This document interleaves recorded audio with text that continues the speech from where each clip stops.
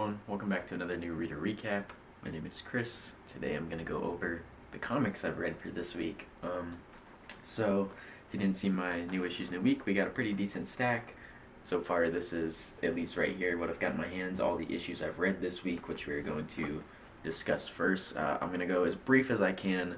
I would love to go in depth about some of these, but, I'll give the time to the ones I think that deserve it and stuff. But, we got a lot of issues here, and I'm not trying to be here for an hour talking about all these. So after we read and discuss those, we've got 3 new issues here that we're going to be reading for the first time today. Tried to keep it a little bit more on the Halloween side of things. So first off, we've got our Marvel Zombies issue number 2.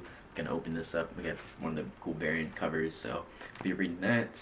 We've got Invisible Man issue number 3. I've really been enjoying Invisible Man so far, especially issue 2 I liked a lot more. So looking forward to number 3.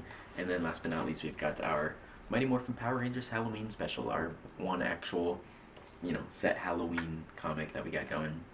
But however, Wednesday this week we do also have some other Halloween related issues that I'll probably be picking up. So we've got a couple more this week as well to go through. So we'll definitely have some cool themed comics for the holidays this week.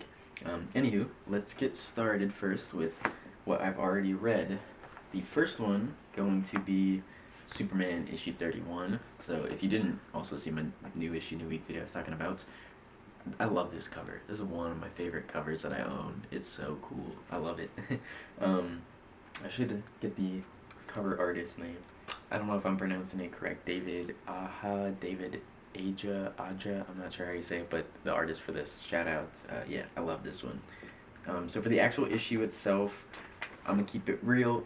I don't read Superman. We got this one for the DCKO tie-in, and I feel like there really wasn't much of a DCKO tie-in with this other than like mention of it kinda. So Superman basically goes to his Fortress of Solitude, and he goes to speak with his father, at least like a hologram sort of projection version of his father, and it's not actually his father, it's sort of just his father for his sake, but it's actually just like a computer database from Krypton. So Superman's having this conversation with him and trying to figure out about Doomsday. He's trying to figure out about the King Omega in, not Doomsday, Darkseid. He's trying to figure out Darkseid and King Omega and any information that Krypton may have had in its archives on anything to do with what's happening in the tournament, because Superman just needs a little bit more for him to be a part of this, Obviously, this is before he actually joined the tournament, which we've already seen. He goes to visit someone named Rudy. It looks like I'm not familiar. This character looks familiar from maybe like the cartoons. I feel like the animated cartoons I've seen this character somewhere, but I'm gonna once again be honest, I don't remember the character all like that. And apparently this character absorbed a bunch of Doomsday's energy or his powers. I don't know what it means, but now he's got this like crazy appetite. I don't know what that has to do with anything, if that's just like reference to maybe something that'll happen in the future, probably if they're just setting something up. Anywho, there's this doctor, and Superman's like, I gotta talk with you. She introduces Superman to this thing called the Super Ship. It's a giant ship. She said it could fill a whole city, maybe even like a whole country on this one of these ships. And Superman's like, yeah, we're gonna need about like a dozen of these, so they can evacuate people from the planet. He goes to Lois, begins to explain things to Lois. His parents show up and everything. We get their little like cut to the DCKO issue where they have time to themselves and get to spend a day together before everyone, leaves off or whatever. Lois has this one little bit of information that she takes from her conversation with Superman, however, and she decides to head to the fortress one last time before evacuating the planet. She kind of takes this plane on her own, and she's like, I'll be right back. Hits up the father again here at the Fortress of Solitude, and she's like, I'm here to interview you. I'm here to get some answers out of you however I can, because I know how to ask the right questions, She begins to ask his father, or the projection, about sort of the same things as far as Darkseid and the King Omega, and trying to get information out of it. In the program, she kind of ends up breaking it, and out comes Superman's mother instead, and this projection starts to barely give her information. It tells her about a final god, a champion, an Omega ruler, basically. However, that there's also an alpha. There is an opposite. There is like literally like a mirror opposite version of this Omega, aka Darkseid, and that is actually Doomsday. Doomsday is the alpha in this case, which I thought was really cool. I don't know if, I'm assuming this is new, like first time we've introduced that, but I feel like that's kind of like big information drop in this. Even though like minimal action, I feel like that's a lot of, I don't know, a big deal kind of to be like, yeah. So for dark side, there's also an opposite, and that's uh, Doomsday, aka in this case, I guess the Trapper, who is our sort of net good that has joined us. Once again, I don't read these comics, so I don't know much about the Trapper, Doomsday, or how any of that happened, but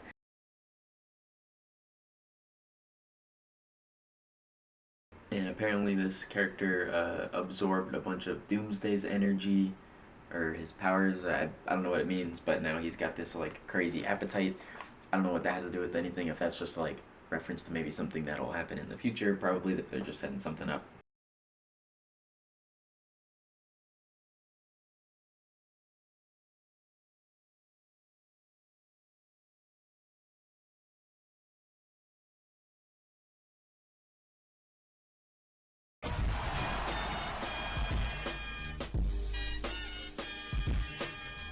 Anywho, just getting this information, and all of a sudden, in crashes through the ceiling. She thinks it's Clark. She goes rushing over, and he says, "Wrong Clark. This is Superboy Prime." Once again, not familiar with these characters. Apologies. I've heard the name before. Apparently, I think they're supposed to be like crazy dumb OP. But as soon as they show up, immediately they get attacked um, by someone named Sunboy, and Sunboy basically tells him, "Darkseid's coming. We've already won. It's game over for you." But Sunboy, however, has this solar powers of the sun, the yellow light spectrum, which helps with the Superman powers. And Superboy Prime tells him, last page reveal, we got a twist, and all of a sudden we see that Lois is now like levitating, and she's looking at herself, and Superboy says that you blasted her with your sun powers, so now Superwoman is back. I imagine this would be like a cool, like, whoa, but I don't read these. I didn't know Lois was Superwoman at any point. I didn't know that was a thing. Once again, I don't know anything about Superboy Prime or Sunboy. I don't know none of this. So it was like cool to see, but as far as like the shock value or anything that may have added, or if that was like any big twists, I went over my head, So it was a cool issue. Like I said, I think the most I got out of it was just information, but as far as the DCKO tie-in, wasn't anything super crazy, I feel like. So let's move on to the next one. So next, following that DCKO tie-in, we've got our Justice League Unlimited DCKO tie-in now. You saw my last video, also I made a little note. The Flash tie-in, my shop had limited quantities because they did not realize it was a DCKO tie-in and didn't order that many. It was sold out by the time I got there. So I'm waiting to get that, so I don't know what happens in the Flash yet. But we do have this DCKO tie-in, and I definitely enjoyed this one a bit more. I like seeing all the different heroes and bouncing around. I don't read like Justice League or big team comics like that, but we get a lot of cool appearances. We start with Batgirl and Atom and Polka Dot Man, and Polka Dot Man's robbing this bank. He warns them like, don't stop me, and they're like, dude, why are you committing petty crimes in the middle of a planetary like evacuation? What could you possibly be doing? He's like, don't say I didn't warn you. He explodes. They end up with some pretty crazy injuries, and they get picked up at the Watchtower, and they're trying to be healed. We see a couple of the teams around the globe that are working on evacuation stuff are being taken out by some of the lower name villains who are not part of the tournament. The kind of leftover villains who aren't, concerned obviously with what's going on, and the team's trying to figure out what that could possibly be. Mr. Terrific, of course, on it. He immediately is like, oh, Neuron, which, once again, forgive me, I don't know a Neuron from anything in the past, but he goes on to explain that Neuron is this demon who made deals with the Earth villains to amplify their power in exchange for their souls. So basically, he deduced that all of these villains, if they're not concerned about the end of the world and them dying, that must mean they've got a pretty nice spot saved for them in the afterlife, aka hell in this case, working with this demon. And they're like, bro, what are we gonna do with that? Mr. Terrific's like, don't worry, I'm putting together a team right now, they'll handle it. And he creates his, what is it called on the cover? The Terrific 10. This is the Terrific 10 Part 1, it says. And we get Mr. Terrific and our 9 other protagonists here, our team members. It's cool. It's a lot of different random versions of heroes that we know. And it's like, where do these people come from? Mr. Terrific goes on to explain very quickly that these are sort of like phantom ghosts, remnants of like different versions of the heroes that we know, basically. They're not permanent. They are not like their own person from somewhere. They will be gone. They're gonna die, I guess, disappear, fade away, whatever happens to them. And the original heroes that we know will continue to exist as they have been perfectly fine. These remnants are just a offshoot of what's happening in the world because of Darkseid's Omega powers and everything that's been happening. All the, Omega particles and the absolute nonsense universe stuff that's starting to break into the world, and that's where these heroes are coming from. So, interesting little crew we got here for sure. Some interesting characters. I like that some of them are, the majority of them are kind of little twist, almost like Absolute style, where it's like different takes on the characters that we know already. So he puts together this team, Mr. Terrific, and as I said, he kind of explains to them that they are remnants. They are not here for very long. It's just like, hey, you're gonna die no matter what. I know you're a hero. You want to make it count. Well, you got the time, and that's kind of the whole idea. So we're gonna take out all these villains who are working with this Nero, and as I said, they kind of get their own little moments here for the rest of the issue. So Guy has this moment with what's it, Fire, Ice? I don't remember. Once again, these are even characters I'm not super familiar with. Fire and Ice, I think. But he talks to one of them. I guess they kind of had a thing going, some type of relationship or something, but she tells him they don't know, not anymore, and he kind of leaves, and he's got tears in his eyes, which seems pretty important for Guy, at least, for him to be crying about it, and she's obviously crying about it too, so I don't know their whole situation, but some heartfelt stuff there, it seems. We get Aquaman. He goes to his home, and he's getting all these, like, memory flashes from this version of himself, and he sees his daughter that I guess he doesn't know he has. All this different stuff. It's pretty cool. Sophie, Hawkman, and Owlwoman. I said Sophie. Dr. Fate, I guess. Dr. Fate, Owlman, and Owlwoman, Hawkman, Hawkeye. I don't know the names. They're all talking together and figuring out what they want to do. Hawkman gives a little bit of like his planet's background, his history and stuff, where he comes from. We see Kara is talking to herself, sort of in a video recording, telling her, I have found peace, I have found tranquility, it is possible, we can exist without the rage that dwells within us. So, cool little message to herself, I guess. Then all of a sudden we flip the page and there's this, all of a sudden, like, Watchtower urgent message that's popping up, Justice League distress frequency, and it's kind of this message cutting in and out. Someone is saying Mayday, Mayday, blah blah blah, all this stuff. I'm guessing this is around the time that the event, the DCKO event starts, and that's what this has to deal with. Other than that, I'm not too sure. I didn't really follow this page, but we skip and immediately we see the portal where Mr. Terrific and his team are about to enter into Hell. So the team hops into Hell.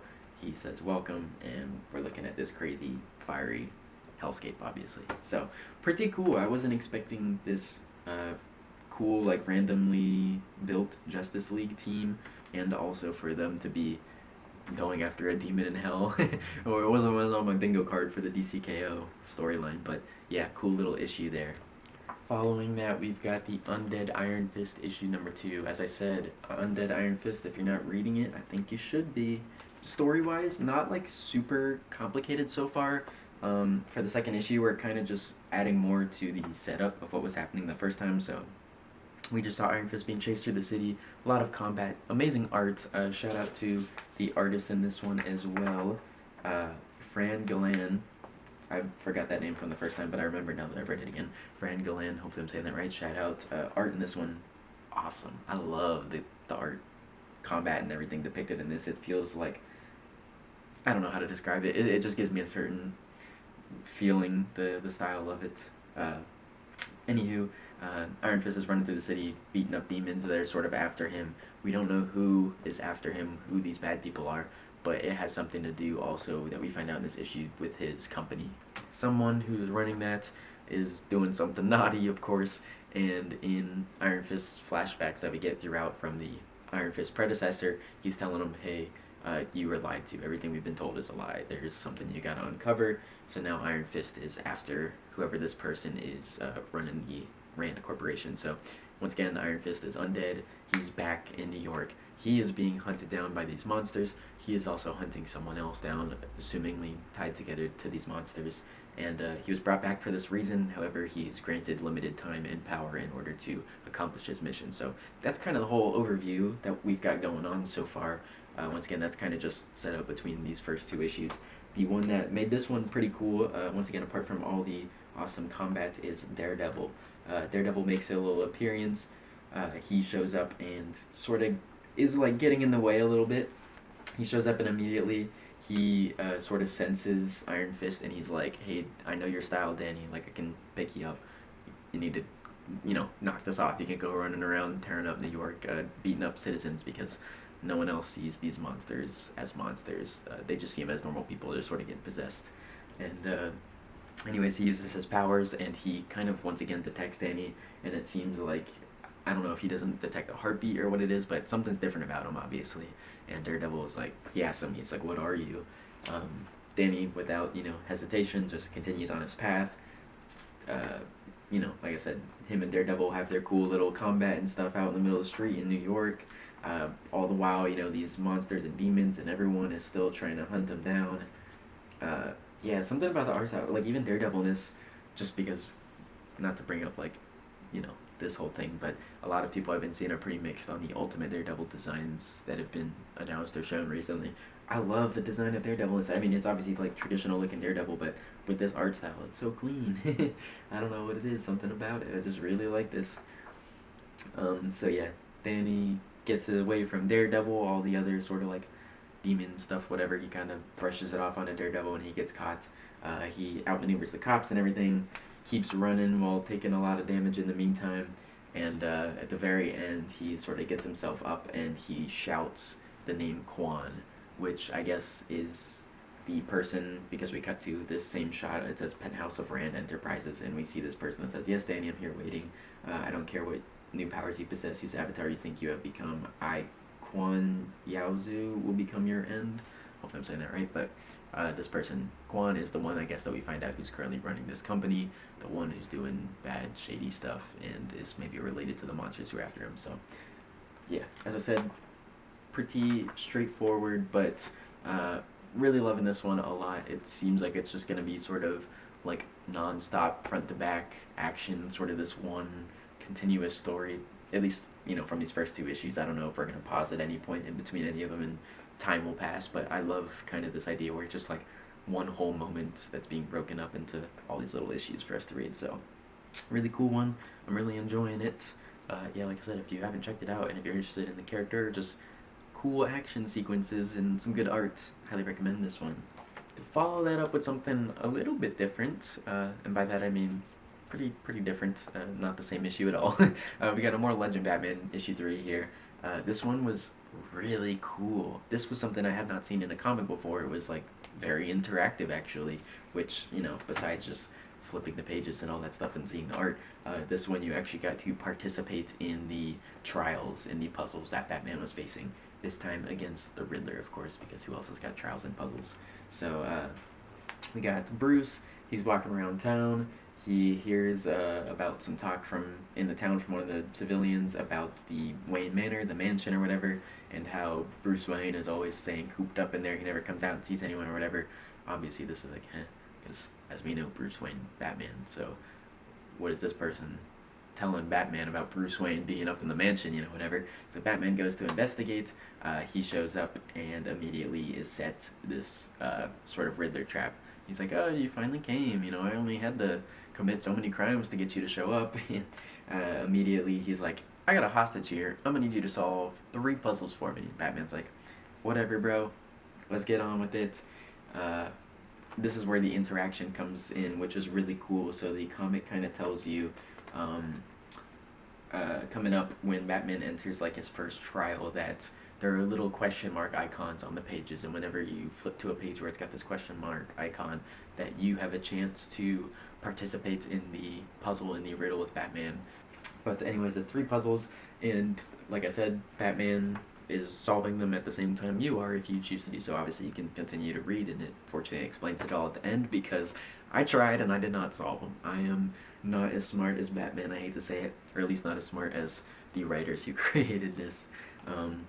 So the first room Batman walks into here at this mansion is a big painting of himself, and in this case we've got little green shapes around the border, and you have to find the 2 matching green shapes and then basically like kind of draw a line across the painting and see where they meet. And it was supposed to make like kind of letters in the painting. So if you look around, you would find kind of shapes that resembled letters, and when you take all these letters and rearrange it, you get your one-word answer. That was something I forgot to mention. All these 3 puzzles are only one-word answers, so it's not some crazy, could be anything. It's like all of these puzzles are solved with one word. What is it? So Riddler gives him like a, the clue, the riddle, whatever, the hint on the door before he walks into the room. You walk in, and this is what you see. So that was the first one. When we get to the end, I'll reveal the answers because I forget what they were. But you flip the page, and we just see Batman entering it, and it's a screen that says correct. So as I said, they don't tell you like right away what it was, so you can keep reading and trying to solve the puzzles as you go on.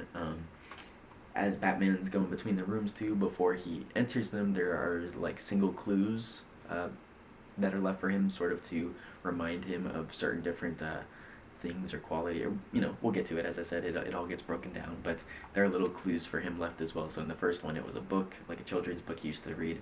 The second one here, it's a stethoscope, reminds him of parents. Second room he goes into, there's a whole bunch of different statues of all these different monsters that have terrorized all these different planets, all these different worlds. They have casualties and dates that are being listed with them. So his only hint besides what was on the door is basically these monsters, the world they were on, the amount of casualties, and when they caused the scene, the havoc, whatever the day was. Flip the page, Batman got it correct. He keeps moving on. The last little room is like this sort of armory looking place, and he grabs some handcuffs and smashes them, and then we cut to this flashback of him being in handcuffs and people like torturing, experimenting, I don't know what they're doing to him, kind of building him, I guess, so to speak. He moves into his third and final room, and we see a hologram display of him and his parents dying. So Tim is a boy and his parents are dead, and we see his mom's pearls kind of being sprayed out behind her in this hologram. And all around the walls of this room, there are words on the walls. To be honest, I'm kind of upset I didn't solve this one because it was very simple, straightforward, and now it's impossible to not see. But I'll just be answer for this one. When you're looking at the pearls, some of them have blood on them. A lot of them are a lot more solid red than the others, and they kind of create this red little arrow in the pearls, and the arrow is pointing directly towards one of the words on the wall. So pretty straightforward. So Batman enters the code correct. He enters the room, and Riddler basically congratulates him and says, congratulations on demonstrating your rudimentary intellectual capacity, which I took a little bit personally, as I'm sure the author was intending. a little jab. But anyways, he's saying, did you solve the real puzzle, the puzzle within? Batman says, I did, of course, because I'm Batman. Why wouldn't I?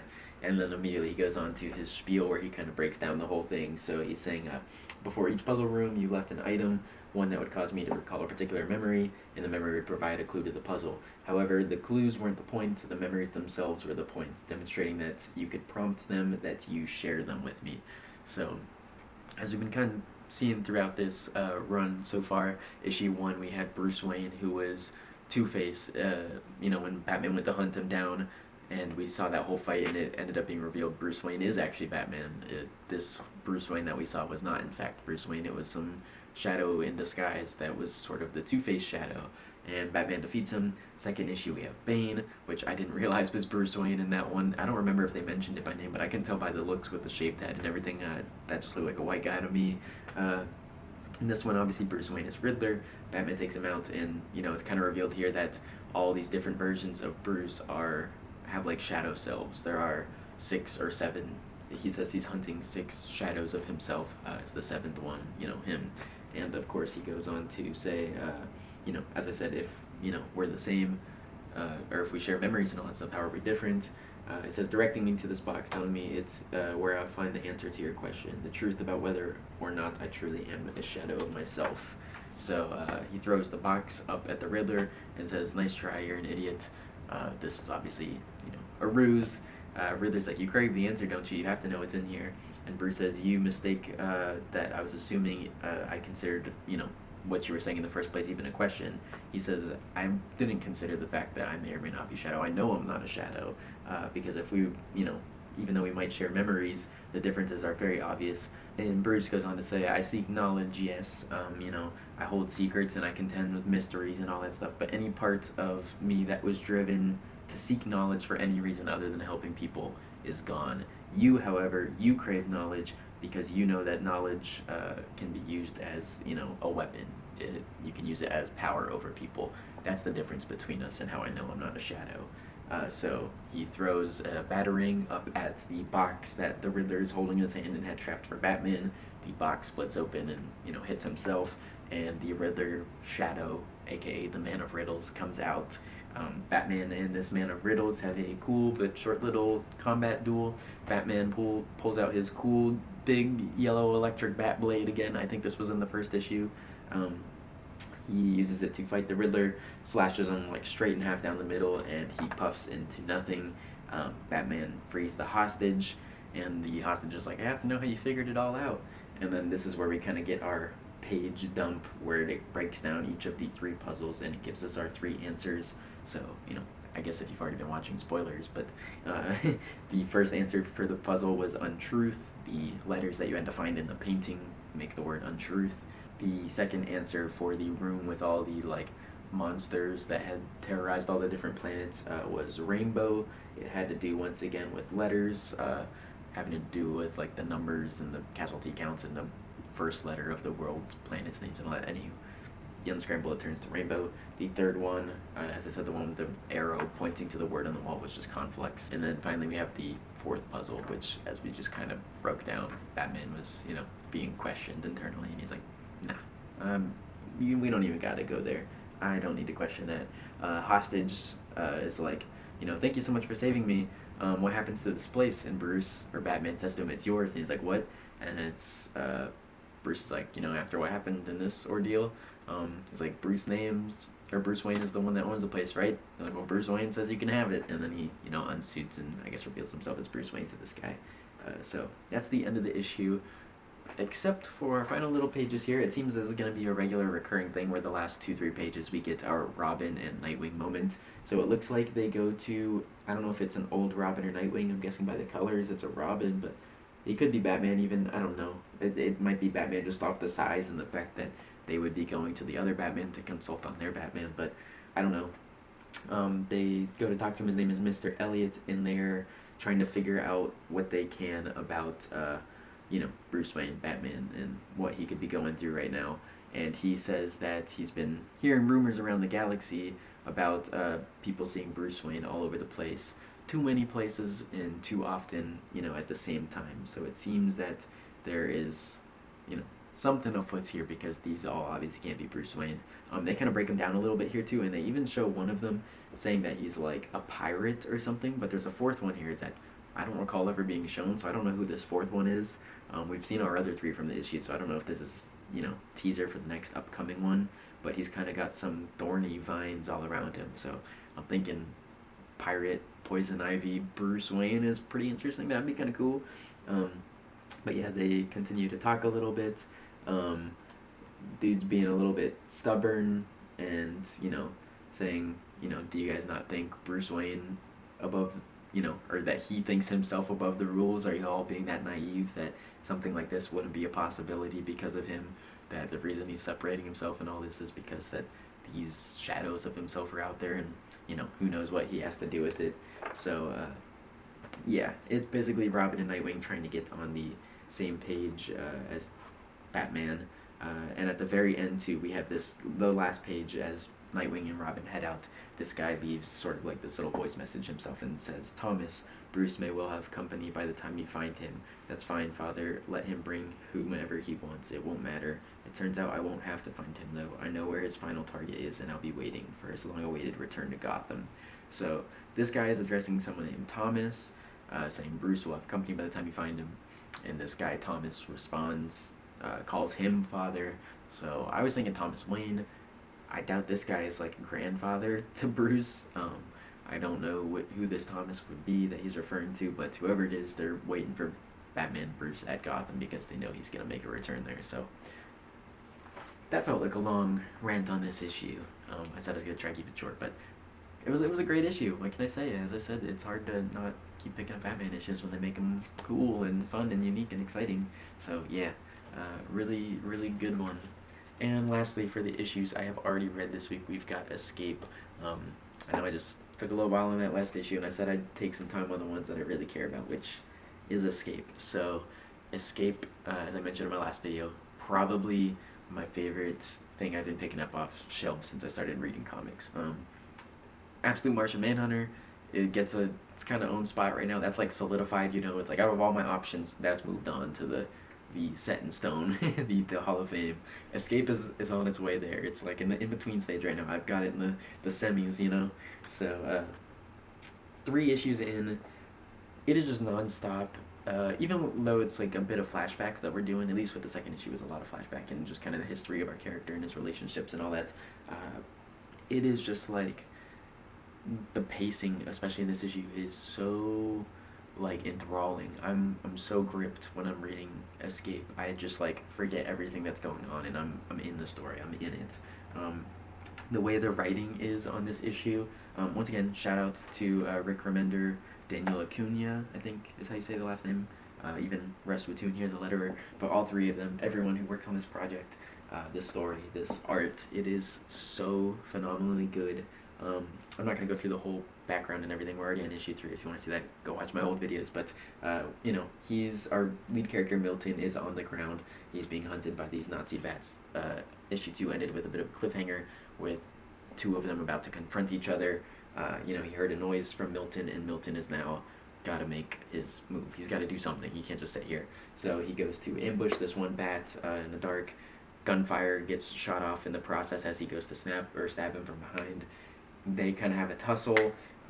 Milton barely gets his pistol and is able to take out the one bat who is just a teenage boy, as he says. But the gunfire alone was enough to alert everyone in the area, who is now immediately after Milton.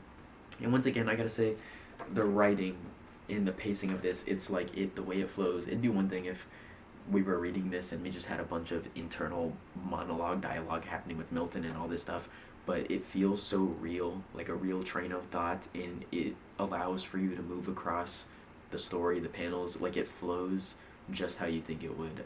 And I think that's what helps with the pacing so much, and why it feels so, like I said, I'm so in it, I'm locked in, because everything is happening so quick, and like it's so much to process, but it feels so real, and like what you would kind of expect from this story, and a soldier in this, you know, fight or flight, life or death scenario where he's at, you know. So like I said, shots get fired, he's got to move, and all the while, all the dialogue we're reading is just his quick thoughts, what he has to do. The way he's describing the combat, the way he's describing, like, even little descriptive details. One part here, he's running from the people that are chasing him, and he says, pitch black, blind to rebel, every step a dice roll, knee from the dropped buckles, nail digs into thigh, Ruth reminds me to get a tetanus shot. Like, just those couple little lines, it's like, okay, we see what's happening in his head, you know, gotta move, drop here, knee takes a hit, you know, rusty nail in the thigh. All of a sudden, he's like, my wife reminds me I have to get a tetanus shot, because, you know, once again, go back to the last issue and everything we know about his wife, and all he's doing this for is so he can get home to see her and all that. So it's just like little details that are included in there that it's like, man, top tier. Milton is running for his life. He's out on the street, and the people who had almost spotted him turn and look out a window, and one spots him, sort of this like leader, I guess, little commander of their group. He's saying, you're not going to get away, there's nowhere to hide, you know, you're in my home now, and he's firing this gun out the window at Milton. He approaches this ledge, 30-foot fall, barbed metal and broken glass, or what's behind, flip the coin, Milton. You know, he decides to jump and says, comes up bullshit either way.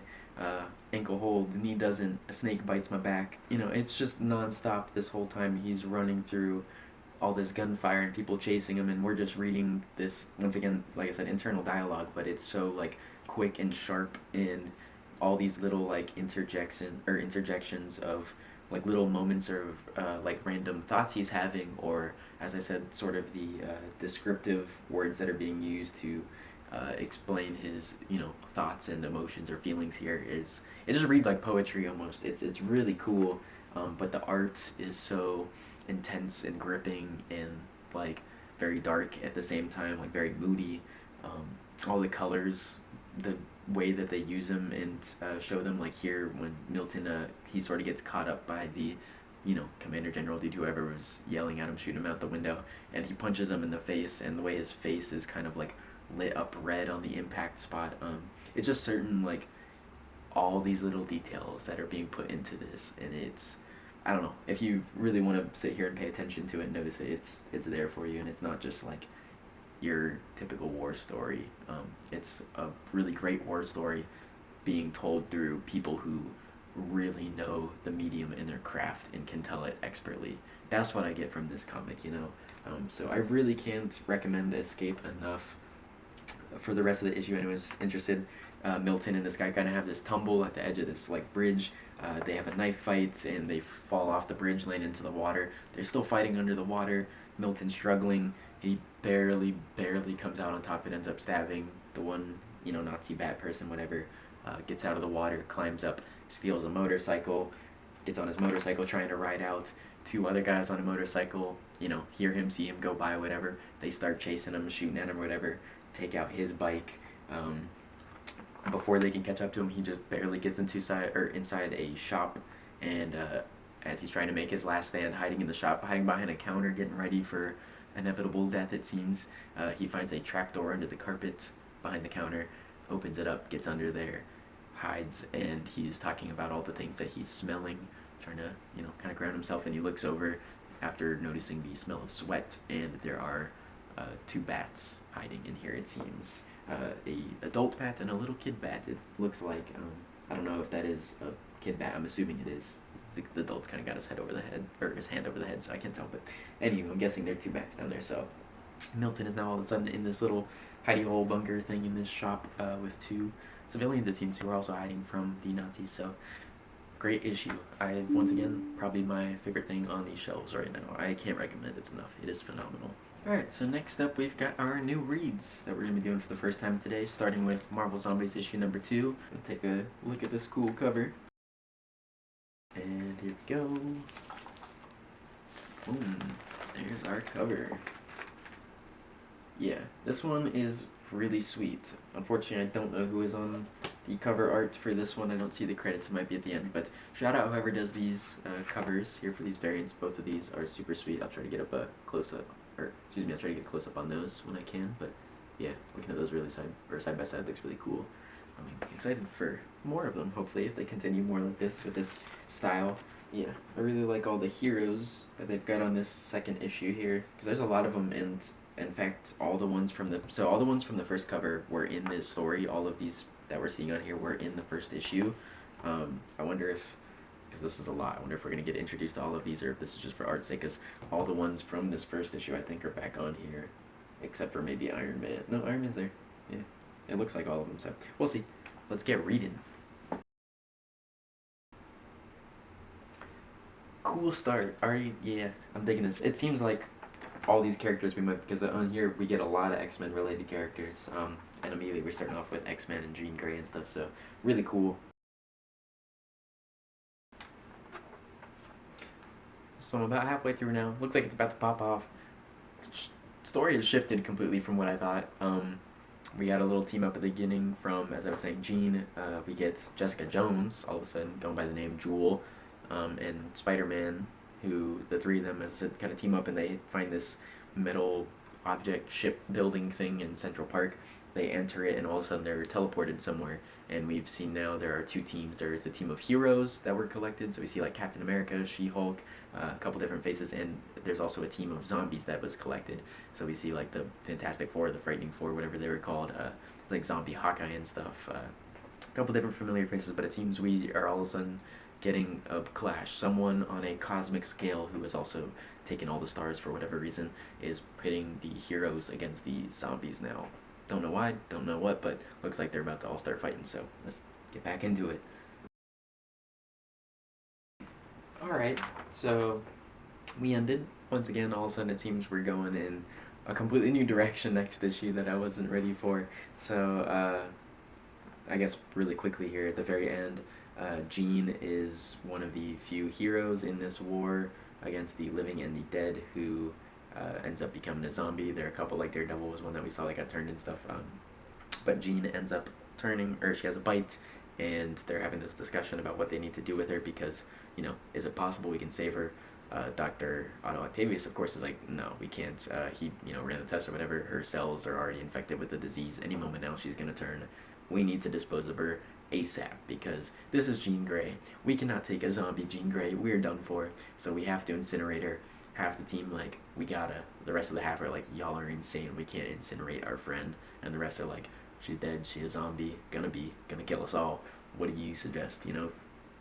Otto makes the executive decision, goes to incinerator, and all of a sudden out comes Phoenix bursting from the ashes.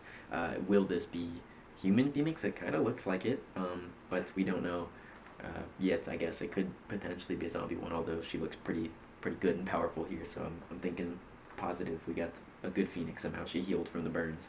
And then some narration is happening, and it says, after all, the secret war is only the first of the many wars to come. So that's why I'm saying maybe third issue. I guess we're going to get something completely different. So this whole issue, as I said, we kind of start with a little team up. Jean, Jessica Jones, and Spider-Man. They enter this portal, and we've got our heroes versus our villainous zombie team. I thought this was kind of going to be like one big battle, but the narration's going on throughout it, and it's saying this war basically becomes a way of life for all of them. They are not just in here for days or weeks. They are in here for an absurd amount of time. I want to say, let's see, more than a month goes by. The war becomes a way of life for the combatants of the world, is what it says. So we see a lot of the outcome of what's happening to him. Like I said, we see Jean kind of getting swallowed up. There's this funny little picture here. Y'all obviously know the reference when you see it, but yeah, it's a funny little depiction of Jean and Spider-Man there. We get, like I said, Daredevil is a zombie. Shows here he gets revealed as one of the ones who turn. They rush Jean into, the little medical bay here, whatever they got, and Dr. Otto Octavius is, as I said, can't do nothing. We got to burn her. So they go to burn her, and out comes Phoenix. So yeah, pretty cool little issue. We got a good bit of combat going in there once again.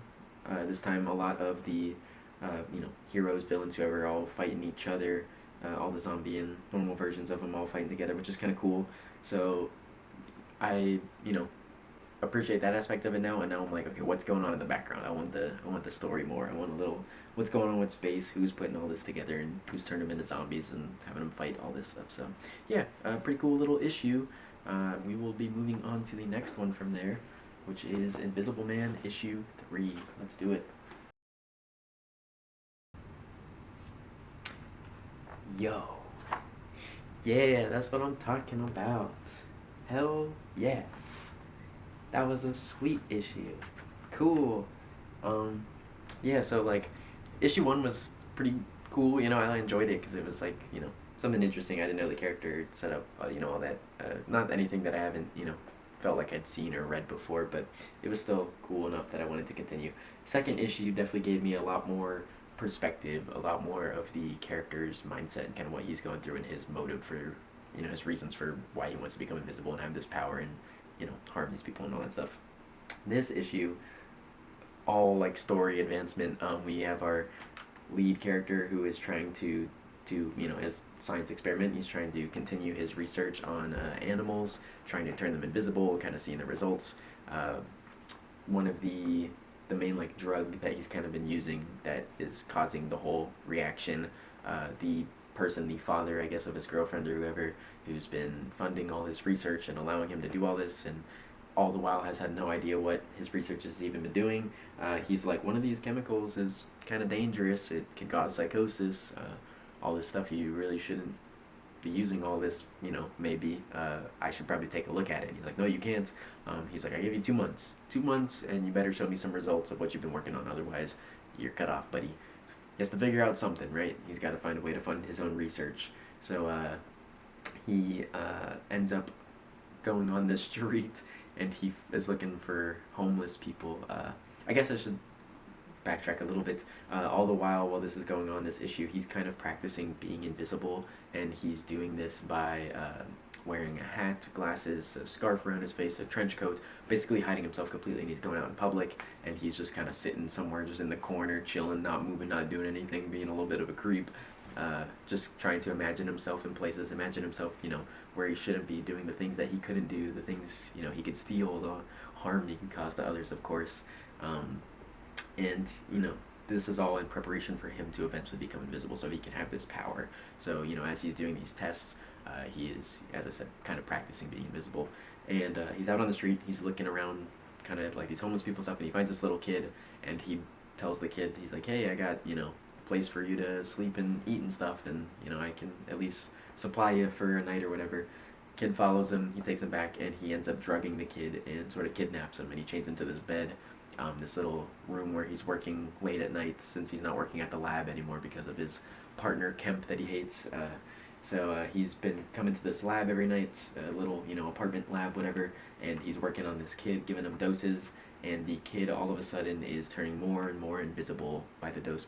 He's becoming slightly more transparent. So at first the kid loses his top layer of skin and he's just like all muscle, and the kid freaks out.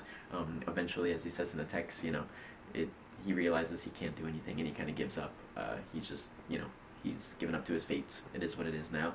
So he's being tested on, his muscles go, and he's just kind of like a skeleton, and he's kind of getting smarter, and he's asking the doctor questions, and he's saying he actually kind of enjoys being able to talk about his work openly with someone. Eventually the kid asks him to, he said it's the only one question that like infuriated him beyond belief, was the kid asked him, what is it you have to do to reverse it? How can it be reversed? Because he sees it like, why would you ever want to reverse this? You have all the power in the world that I'm blessing you with. Can't you see this? Anyways, not that he is going to grant this kid this power, because it's not for him, it's for himself, not for the kid. So the kid, right before he goes, he kind of says the last thing that he saw before he turned fully invisible was this look in his eyes. His eyes were the only thing left, and he just saw, the look his eyes gave him, and then poof, he was gone. He says, I'm going to dispose of the kid, just like I did all my, other animals who didn't make it in the tests. So he leaves, he comes back later, and he goes in and he finds on the bed there's some blood stains where he had the kid chained to, and the handcuffs are there, and he's feeling around for him. The kid's not there on the bed. He's freaking out. All of a sudden, a mirror is raised behind him, and he gets smacked on the back of the head. Doctor is down on the ground, out cold, and the kid takes his hat, glasses, trench coat, scarf, the whole getup, and escapes.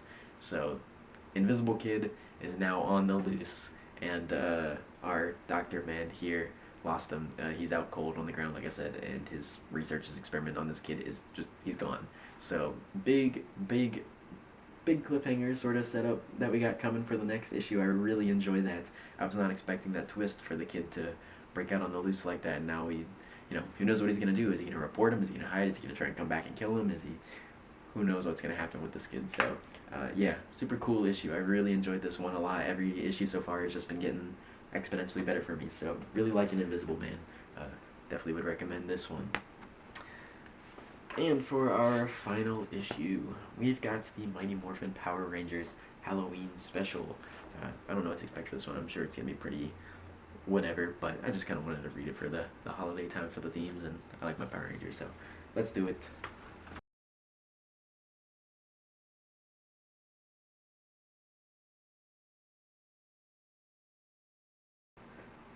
So it looks like we're getting several short stories out of this one, all just Power Rangers Halloween theme.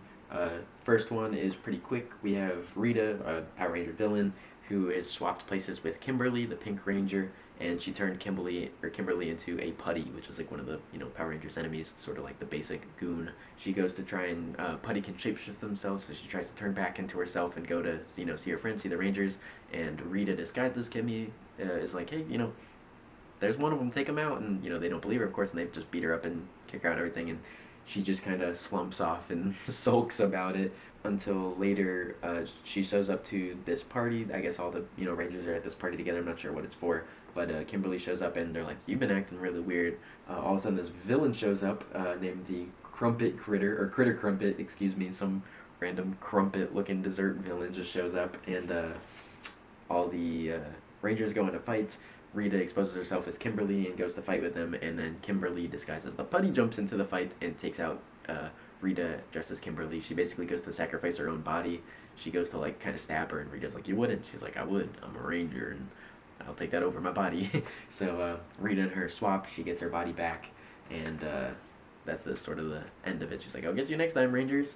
And then Kimberly very quickly goes to rush over to the putty body that I guess she got swapped out of, and kind of comforts it as it's dissolving. So kind of the end of the first little issue there.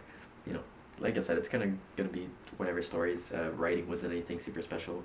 I guess I kind of like this little thing where she felt bad for the putty because she was feeling bad for herself as the putty, calling herself disgusting and trash and all that. And she comes over and she's like, "You're not disgusting. You're not trash. Don't worry. It's okay." So, whatever. On to the next one. So the second one's a little bit more unique, pretty fun. It's basically the Rangers are getting turned into candy, or like little toys, like little trinkets from Halloween by the Terror Toad. I like here they give this little panel on the Terror Toad. I guess this is a Power Rangers villain from the show, but it says they were defeated season 1, episode 12, weak in spot neck. They have an upgrade now as sparkly neck armor. So yeah, he's got his power to turn Rangers to candy or toys, whatever they are, just little mini versions, and they're in this little like candy bucket. But the Rangers go to fight this guy. They're all getting defeated and turned into these little figures, candies, whatever.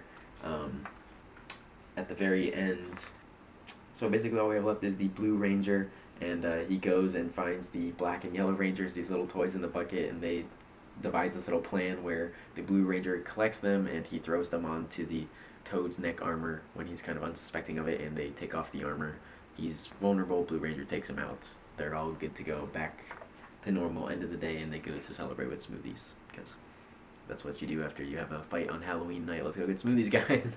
So, I wasn't particularly a fan of the writing in this one either. There's a lot of like modern slang stuff, which I'm never really like a fan of when they try to force in here. Time for the third one. I was gonna say I'm not a fan of the art style in this one until they transform to the Rangers. I don't like how the people were drawn in this, they're like humans. I'm not crazy about the style. Once they transformed into the Rangers, I kind of like the design more. I like the villain design too, but villain was a little goofy in this one. Albeit creative, I'll give it them that. I'm not trying to like hate on this. Like I said, I wasn't expecting something that was super geared towards me, more just for the Halloween season once again, which it is. So I'm not trying to take a dump on it or nothing, but yeah, I'm just trying to be honest and also find things in it that I do enjoy. So like I said, art style was cool, and I thought the villain at least was a little bit creative, albeit goofy, like I said. So just kids on a field trip. Two of the Power Rangers are chaperoning, and they're coming back from a pumpkin patch. One of the pumpkins they picked for carving all of a sudden starts rolling along their bus and flies out the window, and it transforms into a musical rapping pumpkin. You heard that right. A rapper pumpkin is broken on the loose and is gonna take out these kids on this school bus field trip thing. Whatever. All his lines are in like verses and rhyming and stuff like that. Power Rangers show up, at least the 4 of them. We got the yellow, blue, green, and pink Ranger. The red and black Ranger are on the bus chaperoning, as I said. So Power Rangers are fighting this pumpkin, and the kids on the bus are like, "Oh, what's gonna happen? We're so scared." And they're like, "Don't worry about it. It's the Rangers. They got it covered." And all of a sudden we cut to them like sitting on the floor of the bus as they're having this like conversation as like a fight's happening outside. I guess who knows how long it's been now, but they're all comfortable. And one of the kids is like, "Oh, guys, look, something's happening." And they go and look out there, and the pumpkins kind of got his head rattled, and one of the kids started playing music on their speaker, and they realized, oh, if we all play music and mess up the dude's rhythm, his beat, he's all confused and he can't do anything. And all of a sudden they all play music, and the Rangers beat him up to different beats of the music, I guess. So that's the end of that. Pretty simple one. We're gonna move on to our final story. So that's the end of that issue. I'll say that one story-wise a bit more lackluster than the last one as far as even creativity-wise. I thought this one was a little bit, once again, I'm not trying to be mean here, but a little lame. The crew's hanging out watching a horror movie. Yellow Ranger's kind of sitting here. Trin, she goes to reach, or sees them reaching for candy and stuff. It's candy corn. She's like, candy corn. Goes out to get some food or whatever. Rita kind of like curses this candy corn or whatever they're eating, and all of a sudden they kind of start like smelling like corn, and they're kind of sweating. It looks like butter. Trin goes to the store to get some food, goes to get a frozen pizza and stuff. The enemies show up to fight or whatever. She beats them up, returns back home. They are, all still going crazy, eating all this candy corn and stuff. All of a sudden, Zordon is like, "Hey, trouble out on the farm. Go check it out." And they're like, "Okay." Power Rangers go pop out. They can barely fit in their suits. They show up, and someone named Colonel Maze, Colonel Corn Candy, or Candy Corn, excuse me, Corn Colonel, all that stuff. Colonel Maze, you get the idea. Bunch of candy corn goons and Colonel Maze are fighting the Power Rangers. The Power Rangers' hands all of a sudden turn into like corn on the cob and stuff, and their hands are all buttery and they're greasing up the weapons, and Yellow Ranger, of course, being the only one who didn't need it, takes out this guy, or he tries to, or she tries to, excuse me. She zaps him, and all of a sudden Rita throws her weapon out, and she makes him grow giant to like kind of save him at the last second. And they're like, "Oh, Megazord time!" They pull out the Megazord. They do like two basic attacks, take him out. He gets defeated. They don't really explain it, and then we cut back to home, and they're all hanging out, watching the movies, eating corn and pizza. So yeah, whole issue. Overall, like I said, nothing super crazy, but just for a little bit of the Halloween mood, it's just something to get you in the spirit, I guess. A little trick-or-treating fun. Nothing super crazy. It doesn't need to be top tier best story I've ever read. It's just something for fun. Albeit still a little kind of on the lackluster side here with some of them, but creative, I guess, nonetheless. And I liked the art style. Writing was my favorite, but it is what it is. I'm not going to be super picky. It's Power Rangers. It's 25. It's not the end of the world. So that's going to be it for all the issues today. I'm sure this is a long video. We're probably nearing an hour at this point, but that's going to wrap up everything. This upcoming Wednesday, we've got our new releases. I'm sure there's going to be a lot of new pulls as well. We're finally going to be wrapping up our Age of Revelation titles, so stay tuned for that. That'll be one of my upcoming bigger videos soon. I'm going to be going over all the Age of Revelation titles I've been pulling the last couple weeks, deciding which ones I want to continue to read and stuff. So yeah, we'll be doing that, hopefully, if not this upcoming week, the week after. So stay tuned. I don't know how long that video is going to take, but once again, thank you so much for watching, and I'll see you in the next one. Peace.